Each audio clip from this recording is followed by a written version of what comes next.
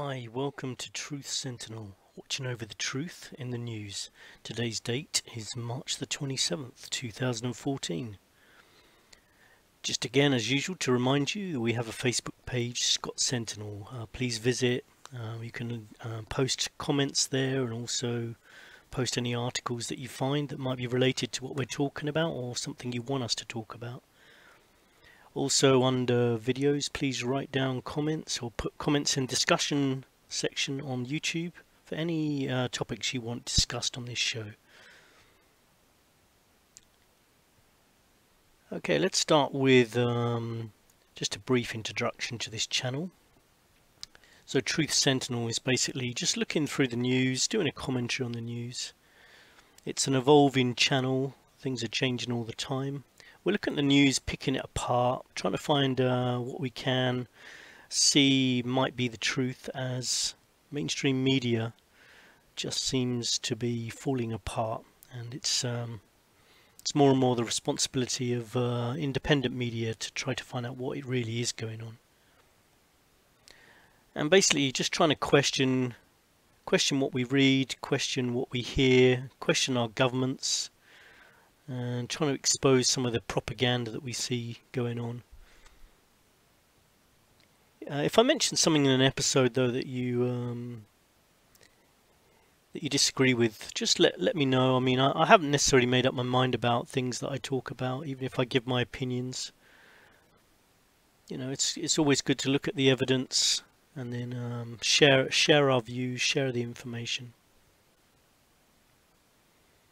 There's a lot of conspiracies out there, and you know, personally, I don't just believe all of them. I'm open-minded about all of them, though, but don't necessarily believe them all. Let's just find out between us what we believe, what we don't believe. Look at the evidence, look at the facts, and try to work out what is true. Because we certainly can't rely on mainstream media anymore. If you are an authority on a particular subject, please get in contact. We're getting more and more guests on if we can. We have some guests on today. Today's topic with guests will be Ukraine. Just one of the topics we'll be covering today. So today's news on the front page of the Daily Mail, Gwyneth Paltrow and Chris Martin are splitting up. The good news is this will hopefully inspire Chris to write a new album of melancholic but melodic music. Gwyneth, of course, was in Sliding Doors. That was that film that looks at parallel universes. So maybe in another parallel universe they're still together. It's nice to think that. The latest on Malaysia flight MH370. Those three blurred objects on the satellite images now have turned into 122 blurred objects, but still nothing actually physical found, which has been shown to be this plane. It's been very, very odd the way information has come out in this whole saga to me. How about you? What did you think? What do you think about the way the information's come out? It seems strange, and when you get that feeling that something's not right, that's when the conspiracy theories do start to crop up, because people know that they're not being told everything. Something's going on. You know, basically, if people could trust authorities and governments, then it wouldn't be a problem. People would stop using their imaginations and trust people, but nobody trusts governments, newspapers, media anymore. So the Malaysian airlines have certainly been acting strangely. I mean, they suddenly, out of nowhere, said, "Oh, the plane must have crashed and there's no survivors." It seemed a bit premature without finding something, particularly when they had a big search underway. They only need to pull out the tailplane or something, and they could then say that. It just seemed a bit premature. Still, no evidence of the plane yet. I think they probably will find some evidence, but I agree with some of the family members that we're being lied to about something. There seems to be a very long delay over this particular incident. As to why, I just don't know. I'm not speculating at the moment. I mean, it wouldn't surprise me if the intelligence community have been involved in this in some way or other. I mean, they don't just sit around playing cards every day. There are things going along in the background with the intelligence community, MI5, CIA, KGB, etc. We need to be open-minded anyway as to what's happening in this situation. Other news, mudslides in Washington state have left hundreds missing and feared dead, as a whole village was buried. Hopefully there will still be a few more survivors there, although I think hope's dying fast. Copenhagen Zoo has carried on with its euthanasia program. Just killed a family of lions this time. This is the same zoo that killed a healthy giraffe recently because it was infecting the gene pool. So they've just killed a family of 4 lions to make way for a new young male lion. Apparently it's in the best interests of all concerned, so hopefully the dead family of lions can appreciate that. Also in the news today, there was I read that the UK Public Health England Association have decided that it's really time to consider mass fluoridation of water, and have urged councils to act, despite the fact there's a lot of evidence by some scientists and organisations saying that actually fluoride is not beneficial to your teeth and is in fact poisonous and can be harmful to health. And at the end of the day, it's forced medication, isn't it, really? I mean, personally, I would just say, yeah, I don't really want it in the water. I'm not sure about it. I just rather it wasn't there. You know, I can brush my teeth if I want to. I don't need you to feed me this stuff, you know.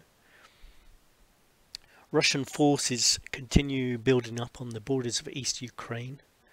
More on that later.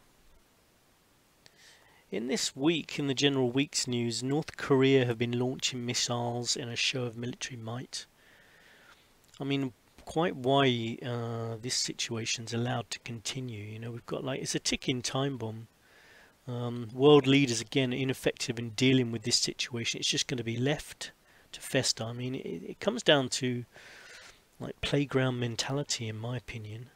If you see if you see a child alone in the playground, then you go and find out what's going wrong, what's going on. You know, what can you do to help them to mix with other people. You know, and if they're bullying people, then you try to get to the root of the problem and deal with it. If you just leave it alone, then things are going to escalate. You don't, you know, especially when there's threats of violence, which there always seems to be coming from North Korea. One day it's going to lead to something bad, and in my opinion, and I think in a lot of other people's opinion, it could all be prevented if people took it seriously and our world leaders did something about it. In the UK here we had our budget, which a lot of people get excited about. Newspapers and TV, they all get excited about it, but I just don't understand. It just makes no difference whatsoever. I never noticed any difference after the budget, and the reason is because the amounts that are mentioned just they're of no consequence. I mean, there's 1p off a pint of beer. Big deal. You know, when I go out and you know, they charge me £4 for a pint of beer, and now it's going to be like £3.99. So what? You know, it doesn't make any difference.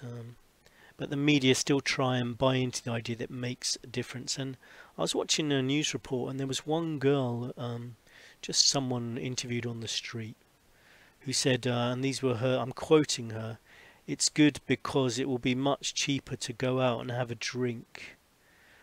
You know, I mean, obviously this girl's not that gifted in the mathematics department, because you know, even if she went out with 10 people and they had 10 drinks each, they're not going to save an awful lot of money. You know, if they're really not. they probably didn't have to look too far to find someone with that level of mathematics either, because you know it does seem like our whole population's being dumbed down at the moment. You know, I mean, this 1p off a pint of beer is not going to help. You know, people are in 1.4 trillion pounds of debt in the UK at the moment. That comes from the Centre for Social Justice. People are struggling to survive, and our leaders are making laws when they have no comprehension of what it's like to struggle financially themselves.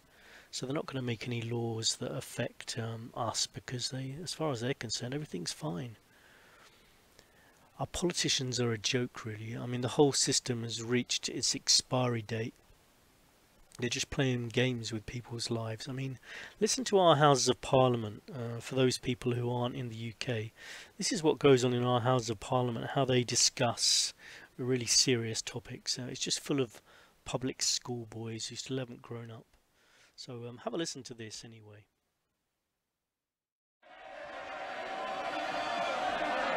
To be fair to the Labour Party, to be...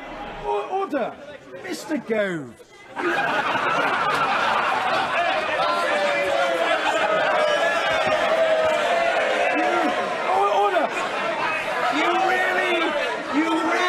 Order!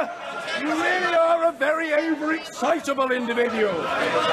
You need to write out 1,000 times, "I will behave myself" at Prime Minister's questions. The Prime Minister. And these are the people who are running our society. So it's not too surprising that our society is in the state it's in. Further games were played on an international scale this week. Did you hear that Barack Obama, David Cameron, Angela Merkel and Chinese President Xi Jinping were playing a computer game depicting terrorists stealing nuclear materials and planting a dirty bomb, and they had to decide what to do in different situations, and then the information was shared anonymously between them. Maybe things like that are a secret way they can tell each other what they're prepared to do in a real situation, so that they can plan them and then they know how each other's going to react. Turkey shot down a Syrian military jet this week as well, and I really thought that was going to spark something off, but so far thankfully not. It just seems there's so many possible sources of another big war, almost losing count. Russian troops are building up on the eastern borders of Ukraine. NATO forces are in that area, so are Turkish forces. Peacekeeping forces. Just a feeling that they're all just converging on this area for a big war that's going to happen soon. And what's your opinion on that? Let me know in the comments section anyway. Kim Jong-un shot his ex-girlfriend at firing squad this week, apparently, if the media is to be believed. I mean, I'm sure there's a lot of guys who wouldn't mind doing that to their exes, and girls too. Hope it doesn't affect his next relationship anyway. A man tried to commit suicide this week. I'm sure he wasn't the only one, but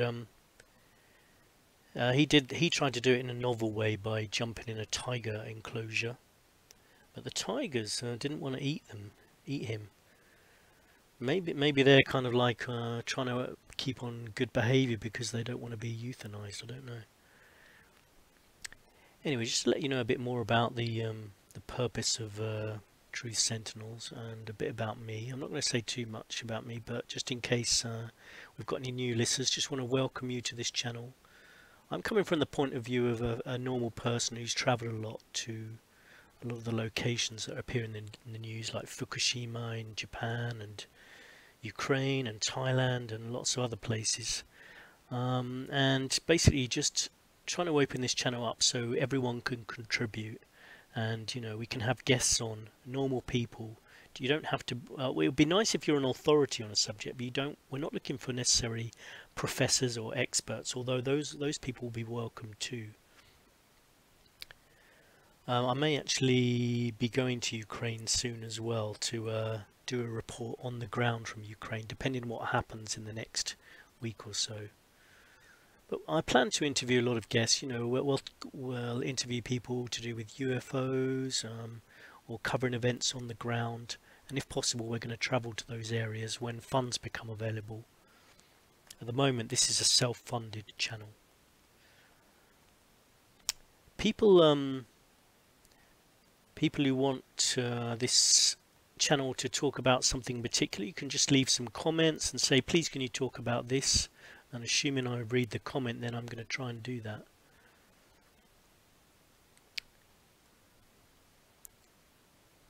Okay, also, you know, we'll interview anyone. Even I've sometimes wonder why you get those trolls that leave offensive messages on people's memorial websites to say sons or daughters that have just died. I mean, I like to try and understand people, why would you do such a thing. So if you've ever done that, I mean, that you never know, there may be someone listening that's done that. I'd like to interview someone like that, and we'll interview you fairly. You won't just get lots of abuse. That's the kind of thing you would do. You know, I'd just like to know why on earth would you actually go on someone's website who has set up a memorial to someone who just died, and then leave sadistic comments. You know, just what's the thinking behind it? And talking of people who gate crash funerals, this week Pastor Fred Phelps from Westboro Baptist Church, he died. I wonder if anyone will be picketing his funeral. He's from the so-called America's Most Hated Family. They used to go to funerals of dead soldiers and picket and say they deserve to die and that kind of thing. Also very against gays and things like that. Anyway, he's dead, so maybe the rest of his family will have a chance to say what they really think, because he did seem like a very scary guy. I had the misfortune of flicking across channels today. I was just looking at how bad our TVs have got, you know, the kind of rubbish we've got on TV these days. And has anyone seen Honey Boo Boo? If you think that society's fine and that a lot of people are exaggerating as to the state of society, just make yourself watch one episode of Honey Boo Boo. That should that should help persuade you that we need to look at what's happening in society. Just a roundup of last episodes. Last episode we looked at the Malaysia flight MH370. We'll talk about that soon. Ukraine, ongoing situation there. It's been a fairly quiet week, at least internationally, for news on Ukraine, although I think probably people in Ukraine have been hearing about lots of things happening there. We talked about overpopulation and maybe the possibility that there's a global elite planning to reduce the population of the world extensively. Let's hope that is a conspiracy theory and not true. You know, it's nice to be wrong about these conspiracies, because if it's not wrong, if they are intending to kill lots of people, then that's not a good thing for any of us, even people who don't believe in conspiracies. I think we talked about erosion of freedoms, protests in Turkey. We touched on a few other topics like Lady Diana. You know, sometimes we're just going to touch on topics, not talk about them too in depth at the moment, because we want to bring people on to talk about these topics. So if you're an authority in any of these topics, please get in contact.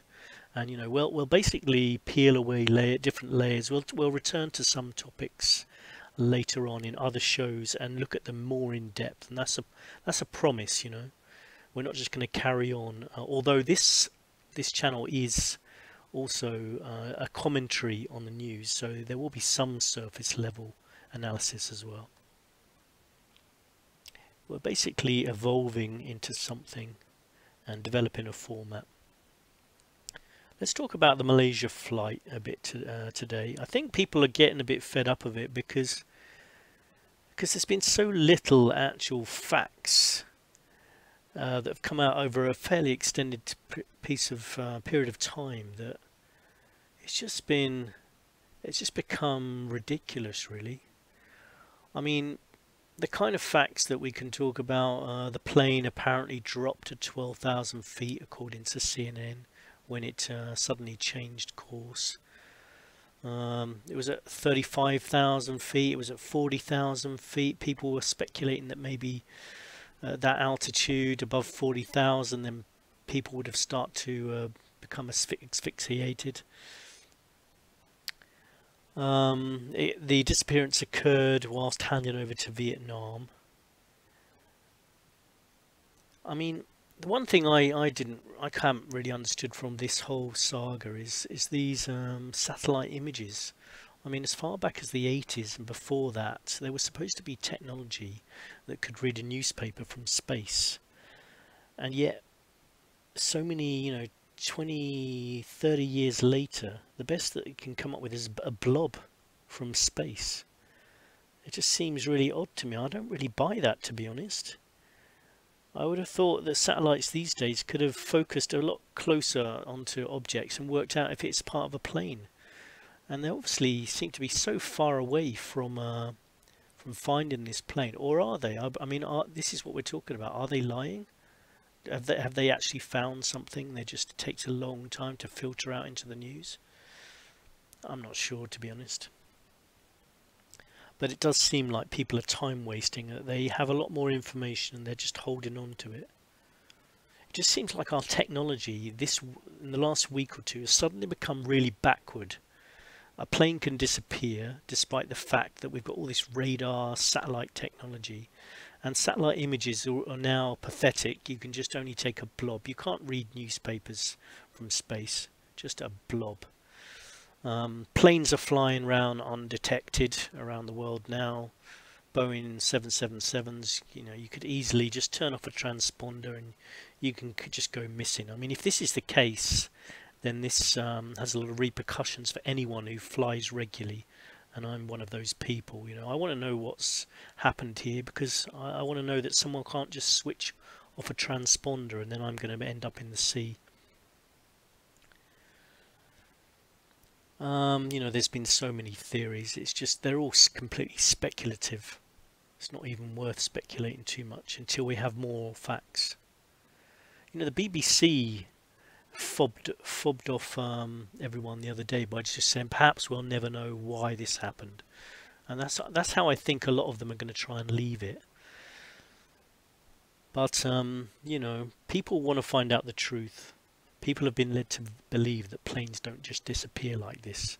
This either looks like complete incompetence, or that we've been lied to about the technology around us, that it's not quite as good as we think, or it's a cover-up. Take your pick.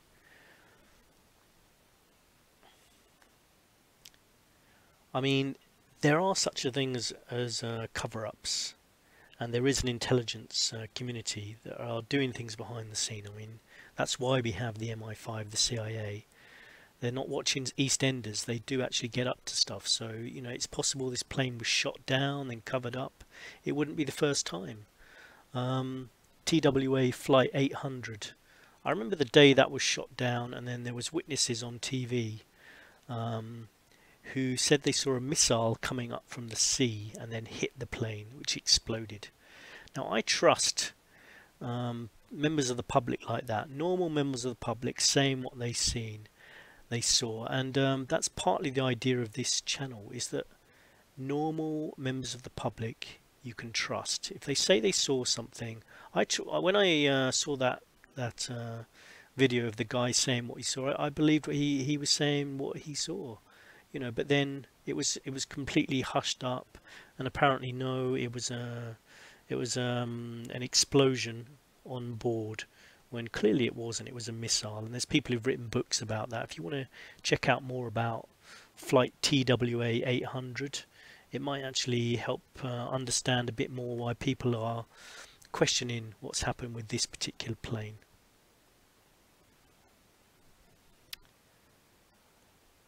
So I'll just tell you a little bit about flight TWA 800.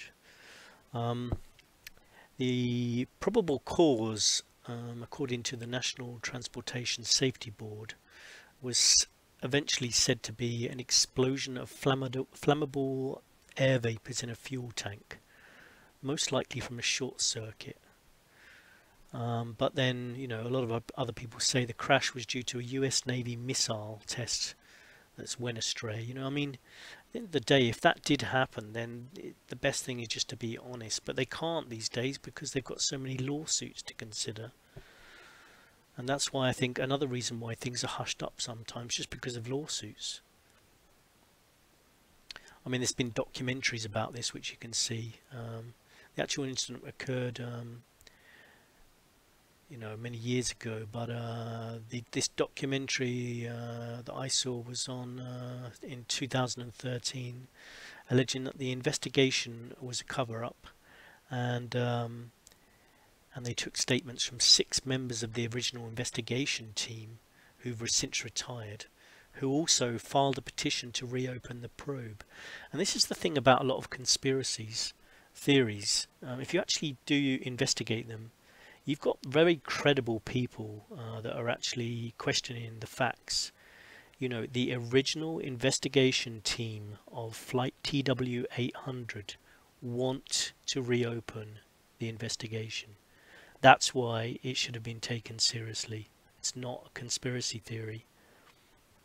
And the truth does matter. You know, if planes are getting shot out of the sky by the military, either by accident or deliberately, people deserve to know. Okay, and another thing I saw which made me, which really made me despair with society. Australian pilot Russell Adams is an internet sensation, were the headlines I saw. And this is in regard to flight MH370. Why is he a sensation? Does he know something about what happened? No. He's involved in the search for missing Malaysia Airlines plane and has become an internet sensation thanks to his good looks. Royal Austrian Air Force Flight Lieutenant Russell Adams has set hearts aflutter. I'm reading from an article here, drawing comments such as, not to detract from the search effort, but Russell Adams is a hottie. And there's a big long article about this and the fact he's become an internet sensation, and it just seems in such bad taste to me. Anyway, we're going to continue about the Ukraine situation now. There's been a lot discussed in previous episodes on the ongoing situation there. Who knows what's going to happen next, but just to give you some idea of the difference in opinions actually within the country itself, I wanted to get 2 different people on from different regions, just to give you some taste and an idea. And the 2 regions I chose were 2 places that I've actually used to live. One was Lviv and one was Odessa. And I've made a lot of friends in those areas, but I was always aware that they're very, very different cities, almost polar opposites, and yet within the same country. And I wanted to give you a taste of that today. So I invited 2 young people from these different parts. Lviv in the west, Odessa sort of central, but sort of the east as well, central east. Basically, there's a lot of historical difference from both parts of those regions of Ukraine. And I'm going to interview these 2 young people, Yulia and Tanya, and I'm going to stay out of it to an extent, as I don't want to be too provocative. I just want them to speak. And there's going to be times on this channel where we discuss topics and I'm going to have a real debate with guests, but this isn't one of those times. I just want them to say what they want to say, and I don't want to provoke them or get into any arguments. So I stayed right out of it and just asked them basically the same questions. I mean, this is no Jeremy Paxman kind of interview. This is just ask the same questions, listen to the answers. So pretty much the same answers, and I didn't interrupt too much. But like I said, in other topics, I will definitely be doing more interrogative interviews. So just to warn you about that, because I know otherwise, if I didn't mention that, A lot of people would say that was kind of pathetic. You just asked the questions and said nothing. But that was the point. That's all I'm trying to say. Just compare the answers, make up your own minds. I do welcome these two people on, and it's very useful of them to come on. And we welcome them and thank them for giving their opinions. It's not for us to criticize their opinions, but just to listen to what they've got to say, and just to give an idea of what's going on there and the different mentalities. Hello, Yulia. Hello, Scott. Hi, thanks for coming on Truth Sentinel today. Thanks for invitation. What's the I wanted to ask you the first question, which is, what's the general mood on the streets of Lviv at the moment? Is life continuing as normal? Well, it's difficult to speak for everyone in Lviv. What concerns me, my friends, my relatives, we've been really tired of all this. We would like to calm down already, working hard to build new, prosperous, democratic country. Of course, life cannot continue as normal after such events. Okay, Feeling right. of grief for dead, together with the feeling of something unfinished, because everybody understands that this new government, it's not the final version, not the final variant. There is also a feeling of anxiety and fear because of the events in Crimea. We are not sure that Putin will stop here. Right, okay. Okay, I'm just going to move on to the next question. Mm-hmm. I'm not going to interrupt you too much. So, how different are the opinions of people in Lviv that you've spoken to? Would you say most people in the region share your views, or is there lots of different opinions?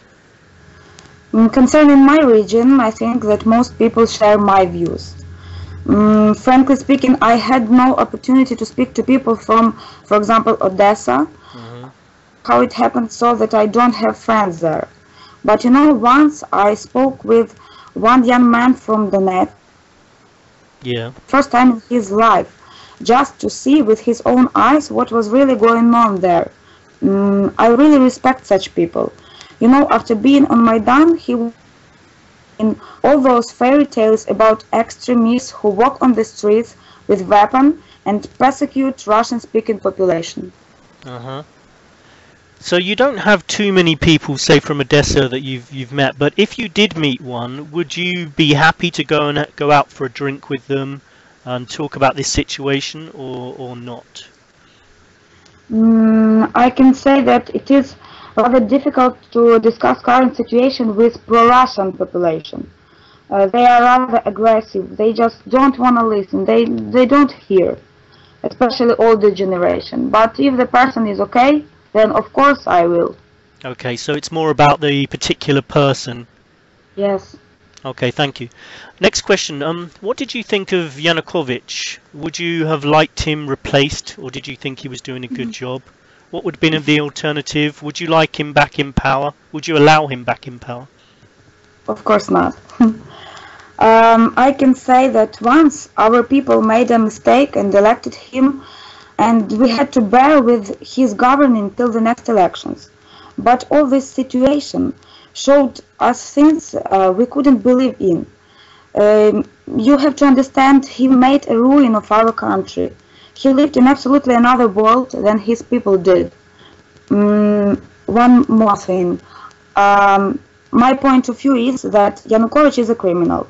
He killed more than 100 of Ukrainians, and he stole millions. Okay. That's all about Yanukovych. Okay. And what do you think of the current temporary president? Turchinov is really temporarily performing duties of the president. You also must understand that in the current situation, it is very difficult to be on his place. I wouldn't envy him. It is not enough that he has got a plundered country, and here comes Putin, who starts to attack Ukraine from Crimea. Personally, I don't see him as a president in future, but I try not to criticize him. Okay.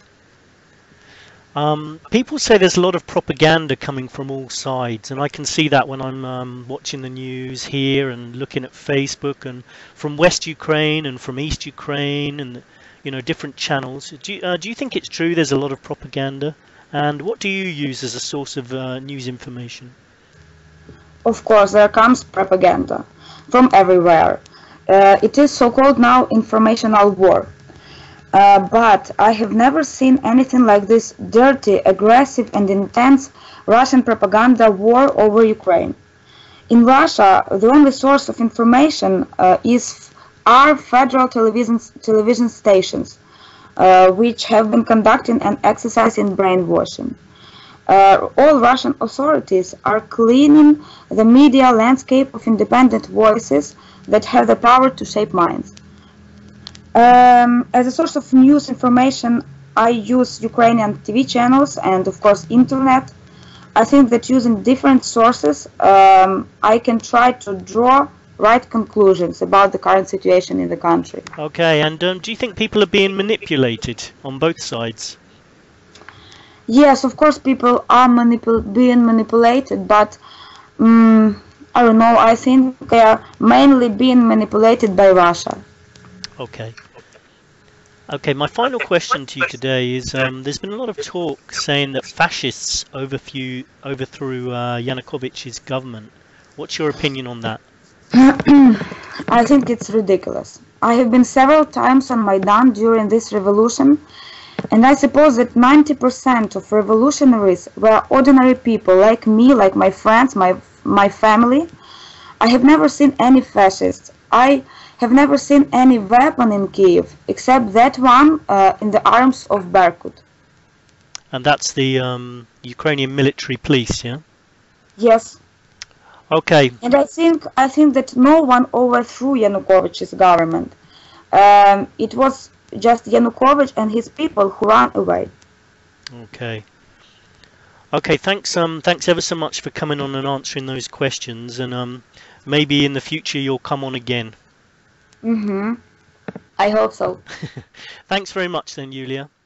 Thank you, Scott. Okay, Bye. goodbye. Hi, Tanya. Hi, Scott. Hi, thanks for coming on Truth Sentinel. Thanks for inviting me. You're welcome, as always. Okay. Let's go straight into the questions. I'm just going to ask the questions and not interrupt too much, as with Yulia. So, question 1. What's the general mood on the streets of Odessa at the moment? Is life continuing as normal? Well, yeah, sure, it's kind of quiet in the streets of Odessa, except for the weekends when both Maidan activists and pro-Russian peaceful demonstrations take place. I have myself attended a demonstration last weekend. I think it was circa 10,000 of people who took part in our pro-Russian one. But as I said, yes, life continues, but of course everyone is worried about the future. Okay, and how different are the opinions of people in Odessa that you've spoken to? Would you say most people in your region share your views? Well, I haven't talked to anyone from Lvov. I just haven't got any friends in that part of Ukraine, but it doesn't matter, as we here in Odessa, we have quite a lot who support Maidan movement and share their ideas, despite all the logic for me.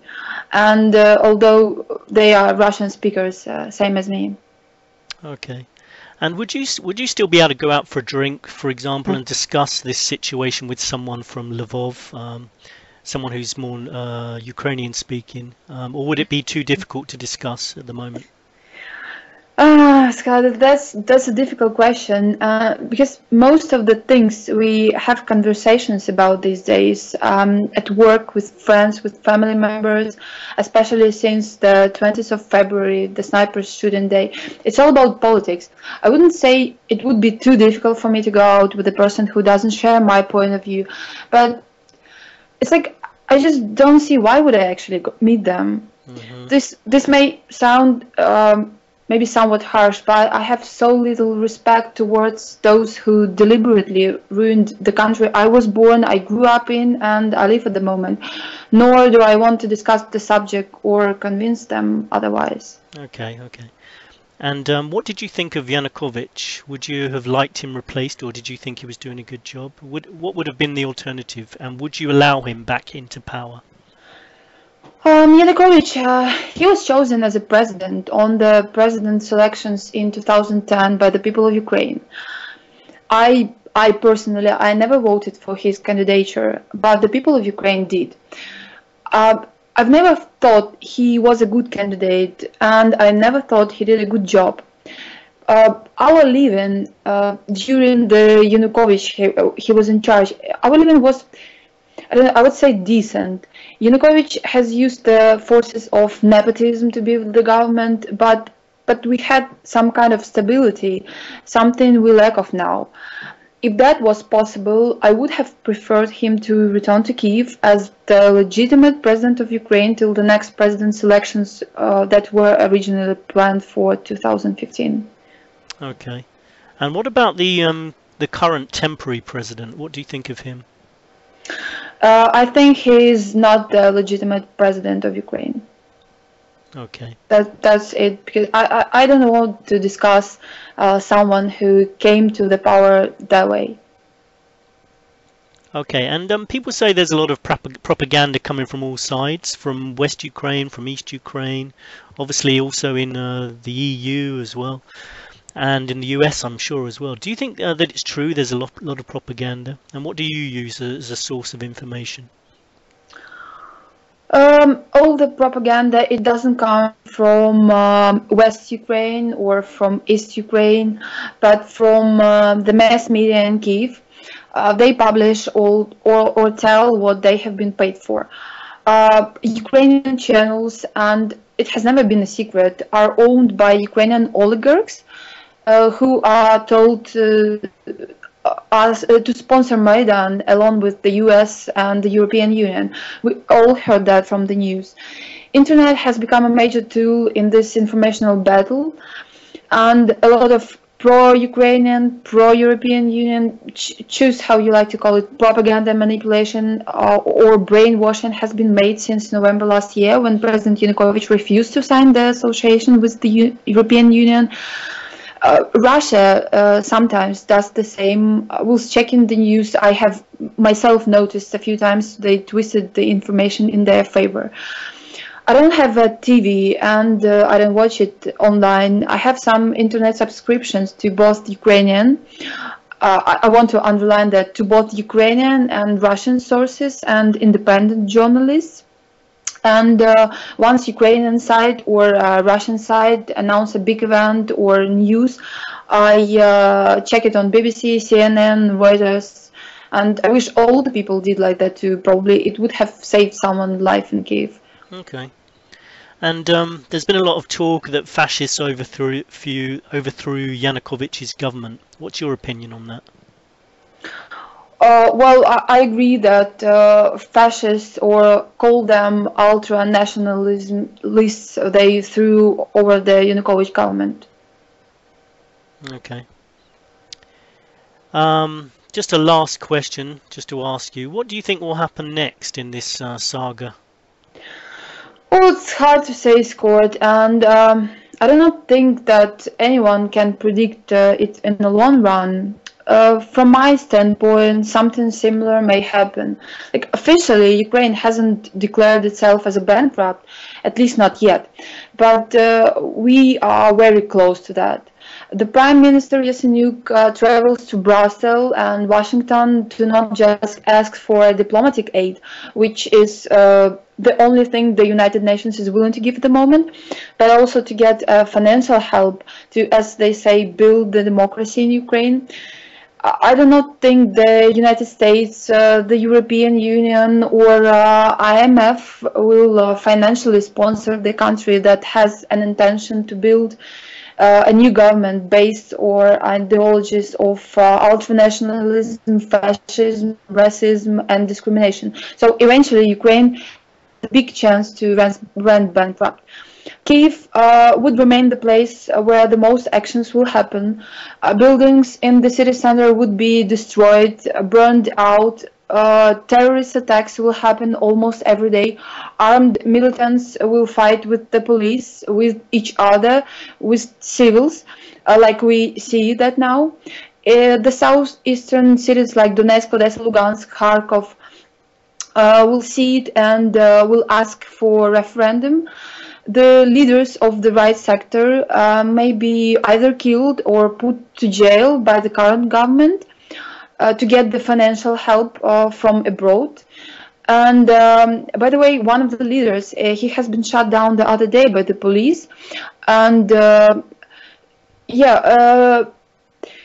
it's a great also likelihood that a terrorist attack by the right sector may happen in government buildings in Kiev, or a terrorist attack even may happen in Verkhovna Rada, which is a Ukrainian parliament.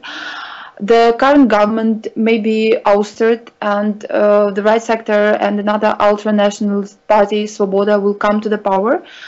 The situation in the country would only get worse, and Kiev will become a zone of humanitarian disaster. So eventually the European Union may officially or unofficially ask Russia to stop the chaos in Ukraine. The southeastern part, it may either join Russia or remain as a federation or a confederation within Ukraine, but Ukraine will never be the same, and Maidan will be cleaned up, and those declassed elements, they would move to Western Ukraine. That's how I see it.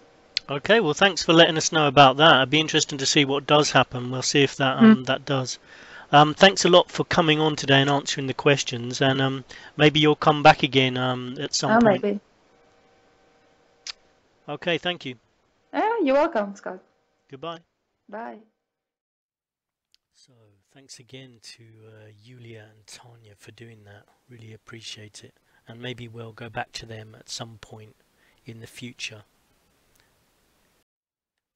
So I asked them the same questions, and I deliberately didn't challenge their answers, just so you could make your own analysis. Yulia was the first to speak, from Lviv in western Ukraine, and was more in favour of the removal of Yanukovych. She said there was a lot of anxiety and people feel that this is far from over, and they don't think Putin's going to stop where he is at the moment. She feels that pro-Russians don't want to listen, and referred in part to the older generation. She obviously wouldn't want Yanukovych back, and says that he ruined Ukraine. It's he that ruined Ukraine, and he's a criminal. Yulia talked about the dirty propaganda and the brainwashing, which she feels is coming more from Russia. She uses different sources for her information, and Tanya actually said that she does the same. Tanya was the second speaker from Odessa, which is a more pro-Russian and predominantly Russian-speaking part of Ukraine. In Lviv, where Yulia's from, they tend to speak Ukrainian a lot more, although people do know Russian. And conversely, in Odessa, they know Ukrainian, but they predominantly speak Russian. Tanya talked about the pro-Russian demos, and said that people were worried in that region where she's from as well. She said that there's plenty of people that supported what happened in Maidan in Kiev, as well as people that didn't. So even amongst the different regions, there's still further splits. Apologies for the sound quality in some parts. I'm trying to make efforts to make it as good as possible, but we're working on a zero budget here. Tanya said that she did not support Yanukovych, but that life was stable under him, and she would have preferred elections to continue in 2015, and does not recognise the current president. Both agree that there's a propaganda war, and both Tanya and Yulia talked of brainwashing and twisting information, and they all look at different sources. Tanya went on to give her opinion of what may happen next, including bankruptcy, infighting, civil war, terrorist attacks, influence from outside of Ukraine, and she feels that there's going to be a humanitarian disaster, and Ukraine is going to split into different sections. Now she may well be right about some of those things. We'll just have to wait and see. It may be that in the next week or two I might get the chance to go to Ukraine myself, and I'll let you know what the situation is on the ground. Anyway, let's move on to some other topics.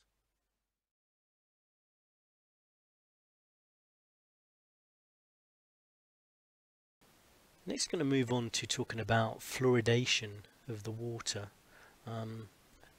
It's not a subject I'm greatly interested in, but there's been a lot about it in the news this week, so I thought I'd just talk about it a little bit. I mean, Alex Jones talks about a lot about the fluoride in the water and how it's gradually killing people. Sort of, I think he refers to it as a soft kill.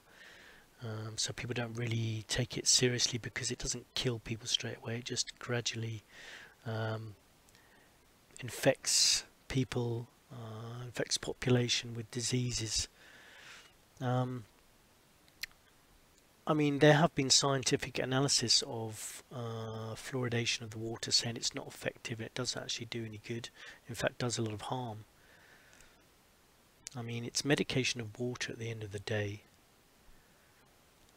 Fluoride is poisonous, by the way. I mean, if you're not sure, you know, just check that out. A lot of these things are easy to check on the internet. Fluoride is poisonous. So why is it in our water? It always wondered why there seems to be a lot of poisonous things in the wrong place, like mercury fillings. Mercury is one of the most poisonous substance known to man, and it's actually used for fillings, which doesn't seem to make a lot of sense. I mentioned that to my dentist and he totally agreed, actually, which was even more disconcerting. Basically, the government aren't there to medicate us. I think we should have a choice. If you wanna pop your fluoride tablets into your water, you should be allowed to. And if you don't, then you shouldn't have to be forced to drink it, because the alternative is you have to buy bottled water, which is of course very expensive. Maybe that's the idea.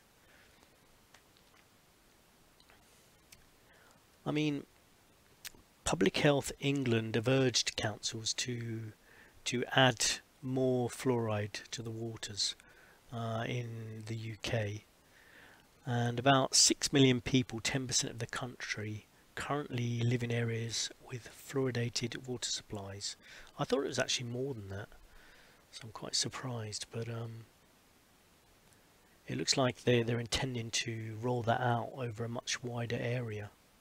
It certainly seems like it's in the water where I am, because it tastes like swimming pool water when I drink it. Another thing I wanted to talk about was mind control. I mean, I think all of us are subject to mind control every day, from the TV, internet, and you know, a lot of conspiracy theories talk about mind control and things like Project MK Ultra, which were actually real projects. I mean, these aren't conspiracy theories. You can just check out the facts for that. The CIA did have a massive mind control experiment, which some of them are being sued for. You know, people are getting lawsuits, and they're paying out for some of those as well.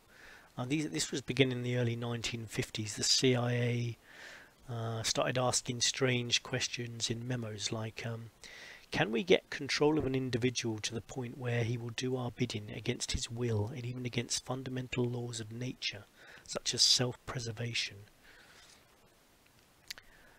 In April 1953, the CIA started developing drugs that could manipulate Soviet spies and foreign leaders. It was kind of like a truth serum. There was a guy called Alan Dulles who complained there weren't enough human guinea pigs to try experimenting on, so they were going to have to forcibly take people off the streets. So that's what they did. You know, if you think it's not possible, well, look at history. You know, they actually did this. They took people off the streets, and they took people from institutions, colleges.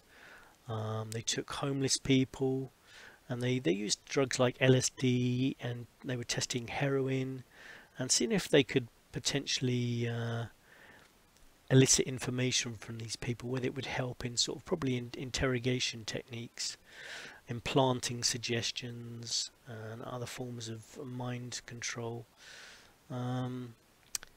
They tested them on mental patients, prisoners, addicts.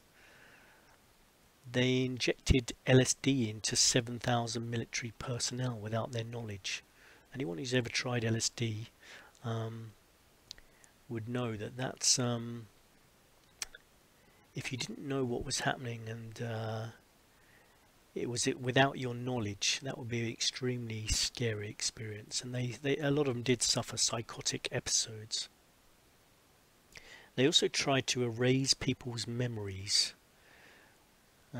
So you know, in the movie Men in Black, you know, that's probably partly based on these kind of things. There was a project called Project Artichoke, and the CIA tested how well hypnosis and morphine could induce amnesia to make people forget. What are they hoping to make people forget? That's what I want to know. And basically, they also studied Chinese brainwashing techniques. So they wanted to try and make interrogations easier. Basically, but unfortunately, they did destroy hundreds of thousands of MK Ultra documents, and some of the documents did survive, and that's why people know about this now. And they've actually admitted it, you know. And some of the people who were experimented on have managed to successfully sue them. So bear that in mind when you think, when you hear people talking about mistrust of the government. You know, it's because of things like this. Governments have sprayed gases over cities to experiment what might happen. They've dragged people off the streets. This has all happened in the past. We'd be naive to think that they're not doing it now. They probably stepped it up, you know.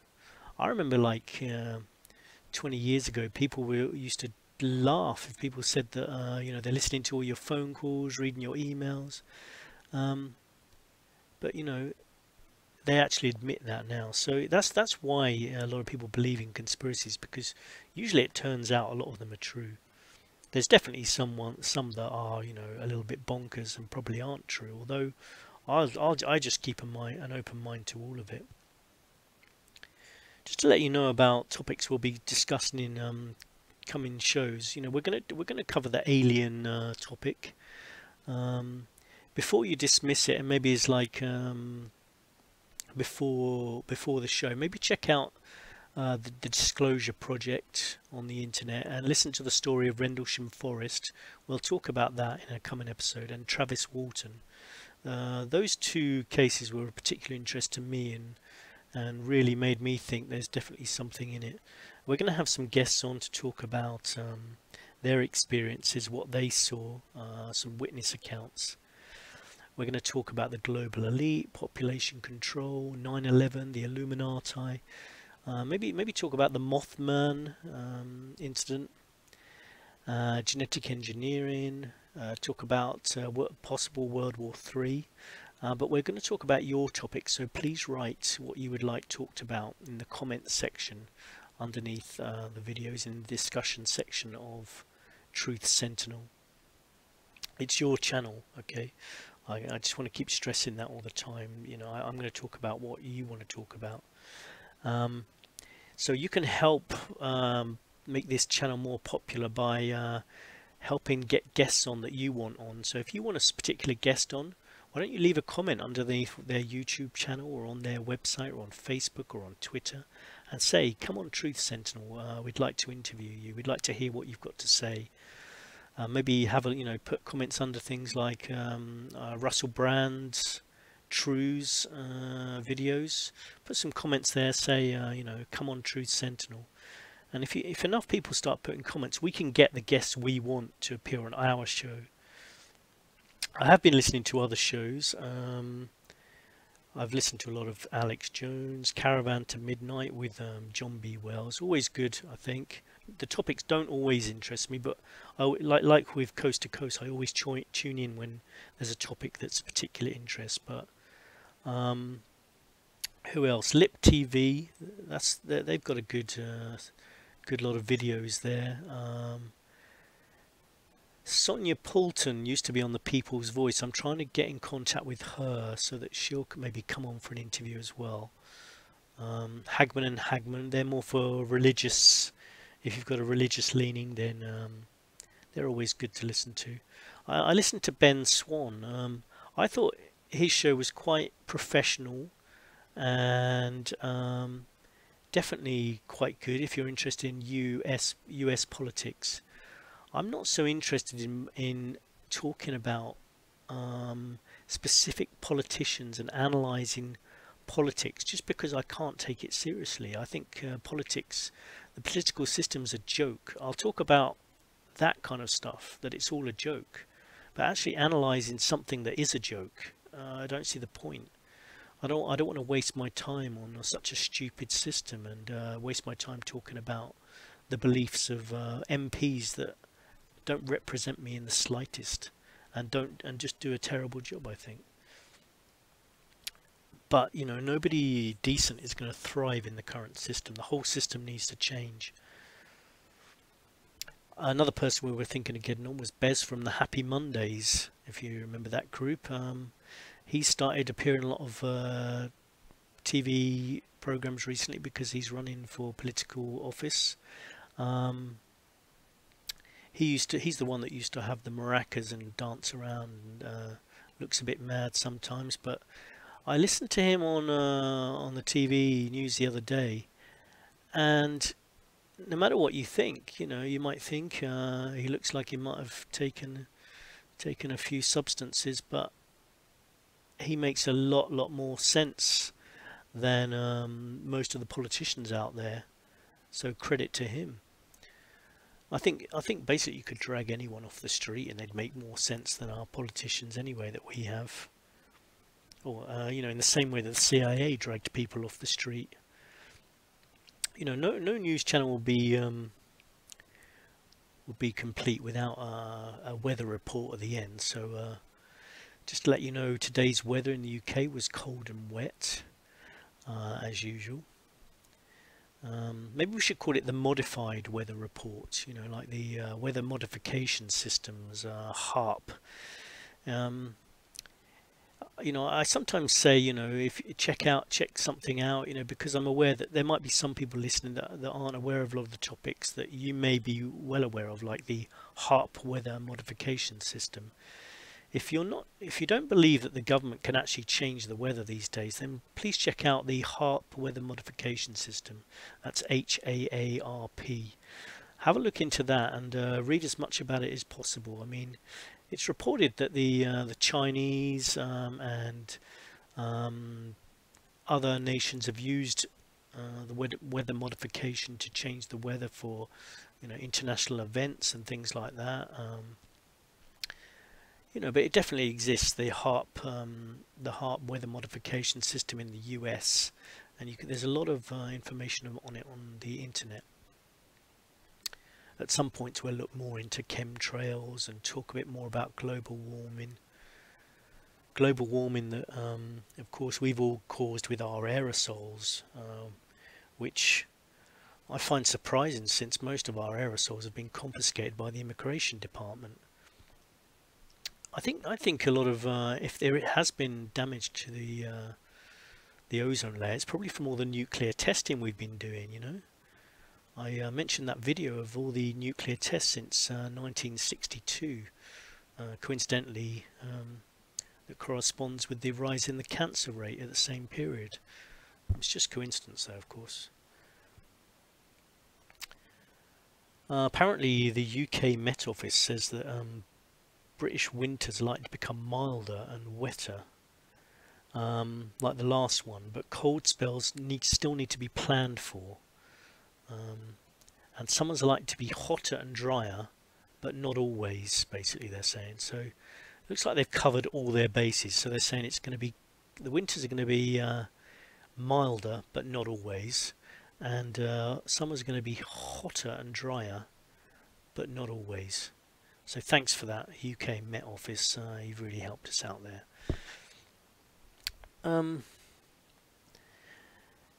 Let's see, what else can we talk about?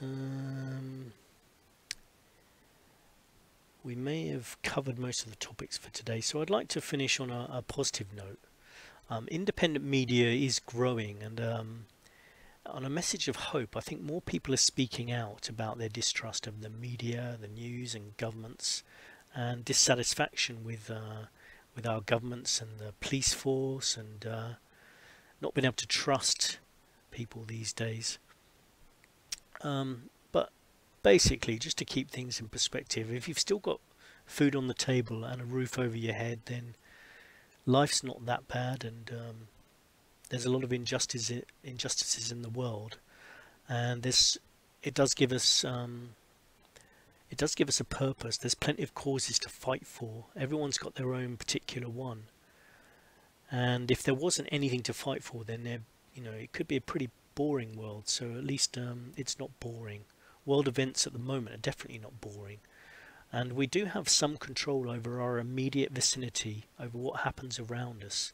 So we can make the area around us a much better place. We can be good to people, or we can bring some personal hope to ourselves by trying to affect our immediate surroundings. And if enough people do that, then maybe we all stand a chance.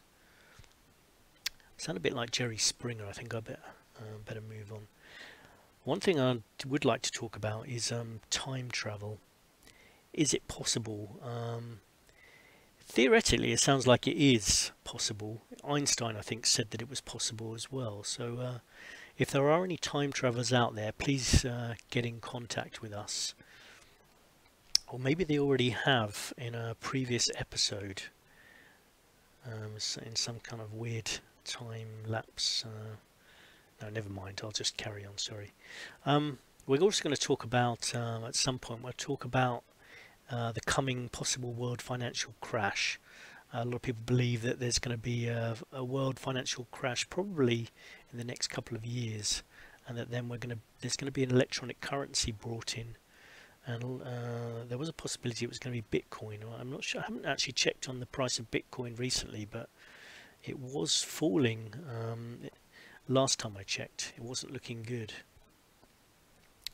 If there is anyone out there that would consider sponsoring Truth Sentinel to turn it into a channel where we could finance more research and travel to areas where news is occurring, then please get in contact. At the moment it's completely self-funded and free. If you have any ideas of how this channel can be improved, then please contact us on Facebook, Scott Sentinel, or if you click on the About section of Truth Sentinel YouTube channel, you can send a message just by clicking on the left where it says mail. Okay. Thanks again for listening. I hope you've enjoyed today's episode, and I hope you have a good day. Catch you later.